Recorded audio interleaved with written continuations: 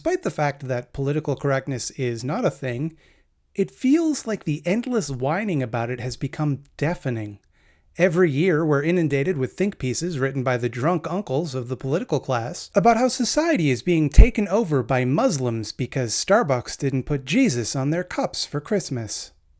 We're all getting too soft, too sensitive, too weak. I happen to think that all of this is nonsense. I think the arguments against political correctness are almost always thinly veiled apologetics for prejudiced behaviors. Section 1. What is political correctness? Political correctness, or PC, describes efforts to curtail language and behavior which offends disadvantaged or marginalized people. That's it. That's the whole thing. Well then, that doesn't actually sound that bad. Why is everybody so screechingly, unendingly furious about it?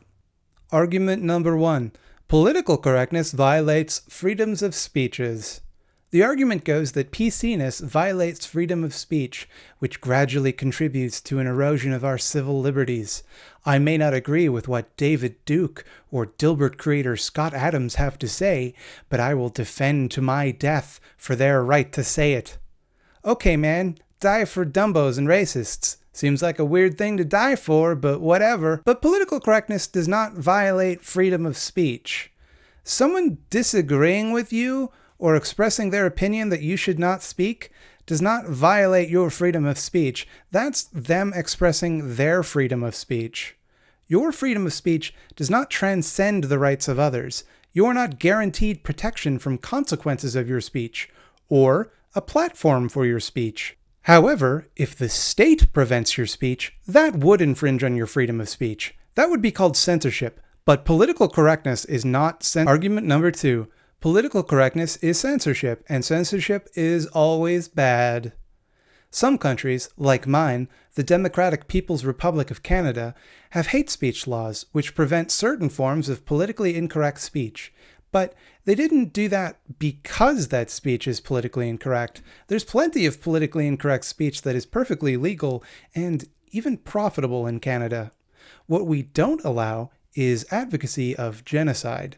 Sections 318 to 320 of the Criminal Code of Canada forbid what it refers to as hate propaganda, which it defines specifically as any writing, sign, or visible representation that advocates or promotes genocide. Mind you, Canada has no official position on the genocides it's currently committing, but that's a topic for another day. So you're not going to go to jail if you say that women should be forced to shave their legs. I mean, you'll be made fun of, by me, personally, but you're not going to go to jail. But if you said, hey everybody, let's go beat up trans people, you might get in legal trouble. The same way that if you said, hey everybody, let's go beat up Steve, Steve would be within his rights to call the police. But I know what you're thinking. Freedom of speech is a human right. It should be absolute. Yeah, it's definitely a human right, but it cannot and it should not ever be absolute. And it never was, and it never will be, because that wouldn't make any fucking sense. The classic example of speech that cannot be protected is someone yelling fire in a crowded theater. But there are plenty of other examples of speech that cannot be protected. False advertising, lying in court, slander and libel, fraud, divulging doctor-patient privileged information, plagiarism, and most important and relevant to hate speech laws, threats. Threats cannot be tolerated and do not constitute free speech. If you say they do, I'll fucking kill you. Hate speech presents a very real threat to the well-being of its target. Hate speech is implicitly a threat, because when you're dehumanizing an entire group of people, whether you say it out loud or not, the implied message is, something must be done about these people. Let's go get 'em. Traditionally, this type of message has not worked out well for vulnerable people. So you're probably saying right now, if these views are so self-evidently bad, what's the harm in letting people say them so that they can be disputed in the glorious free market of ideas? Well, we don't really need people on the streets advocating genocide in order to dispute the idea that genocide could be good. Here, let me dispute it right now. Premise 1, killing people is bad. Premise 2, genocide kills people. Ipso fatso, genocide is very bad. There, disputed, done. So given that allowing people to argue in favor of genocide has historically directly resulted in lots and lots of genocide, what possible good could come from allowing it to persist? If we are allowed to forbid speech that constitutes a public danger, and unless you believe that fraud is allowable, you must concede this point, why then can we not forbid the idea that has proven to be the most dangerous in human history? Are we leaving room in case there's an upside to genocide? Because that's a weird thing to hope for. Argument number 3. Political correctness is a slippery slope. So this argument goes as follows. PC culture starts by disallowing bad ideas to legitimize the concept of the state disallowing ideas at all. Once this has been established, powerful forces can use this as a tool to stifle dissent. Fuck, that's some scary stuff. Good thing slippery slopes are dumb. Doing something does not necessitate doing a more extreme version of that thing. Like, if I said, hey, let's have a barbecue, and you said, no, we can't, because if we start barbecuing, we'll eventually cook all the food in the world, I would say, well, that doesn't necessarily follow from what I said. Likewise, we can argue that it's okay to culturally disallow certain ideas without arguing that it is always okay to disallow any idea on any basis. Ergo, I can argue that we should not tolerate people arguing in favor of genocide, while still arguing that a free and just society should allow dissent, because these ideas are not mutually contradictory. Argument number 4. Political correctness is mind control? Oh, okay, so how come you disagree with it then? Surely, your reluctance to accept this idea demonstrates that it has no special ability to control people's minds. Otherwise, wouldn't it control yours? Wouldn't you agree with it? I think when people blindly assert this, what they mean is not that PC is literal mind control, but rather that it's a tool that powerful forces use to indoctrinate people. After all, it's in the best interest of the ruling class that you are forced to be polite to people outside of the ruling class. There is nothing the moneyed elite care more about than the rights of people of color, women, and LGBTQ people. Ergo, they use their tremendous influence over the media and educational system to present one worldview without presenting the alternative views, like maybe genocide would be fun.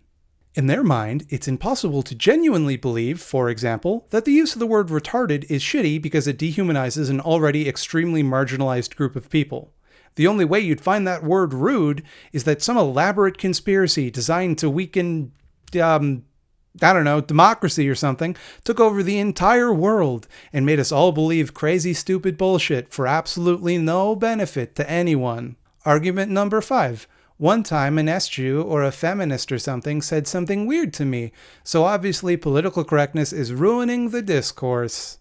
Look, this is not a strong argument, and I wouldn't include it if it wasn't the basis for an astounding number of arguments against political correctness. Look, a feminist with crazy hair yells at somebody. Look, some kid on Tumblr thought he was triggered by a picture of a hamburger. My gender is a thundercloud and the correct pronoun is lightning. That sort of shit. It's dumb to think that people whose ideology you have decided fits under the umbrella term of political correctness must be wrong by their presumed association with another person with completely unrelated opinions or views you have also decided fits under this umbrella. If you believe that all S-Jews behave in lockstep unison, gather a group of people you consider S-Jews in a room and whisper the words, "Can Lena Dunham speak for women?" Then watch gleefully as they descend into bloodthirsty madness, attempting to discern who among them has the most problematic ideas. Argument number 6. Some dumb shit about Anita Sarkeesian. Fuck you. Argument number 7. Political correctness is the mechanism by which the political elite can grant token acceptance to people who don't challenge their supremacy, while still maintaining the apparatuses of oppression to those that fall outside the boundaries of acceptability. Yeah, but, no, because, oh wait.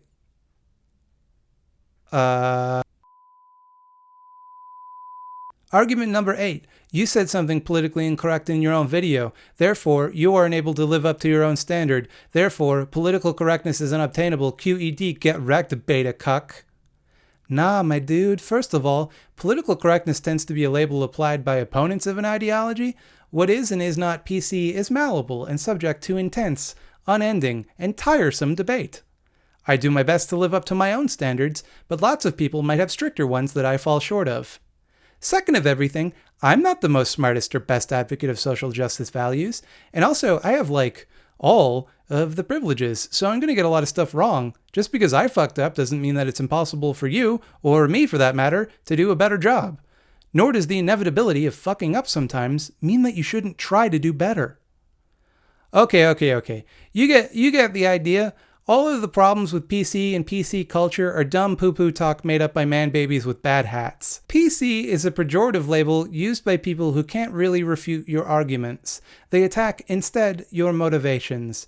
It doesn't matter if what you say is true, they'll assert that you're only saying it to be politically correct, and therefore they don't have to engage with your ideas or arguments or consider their own complicity with any problems that you discuss. It's rhetorical sleight of hand, used by people who are frightened by the idea that they should be thoughtful with speech.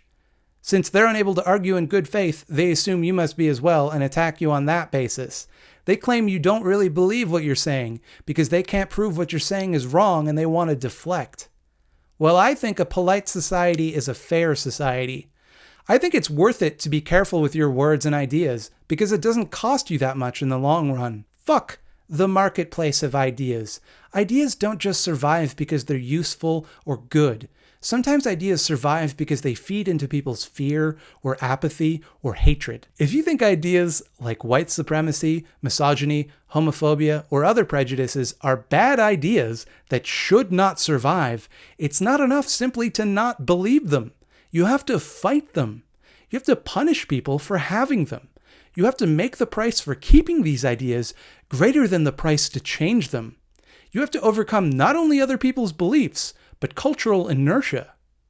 If you're not willing to do that, if you're not willing to reflect on your own behavior and ask yourself hard questions about how it affects others, then you're not an adult and people won't like you.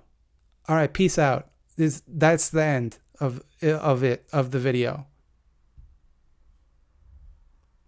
Thanks for watching.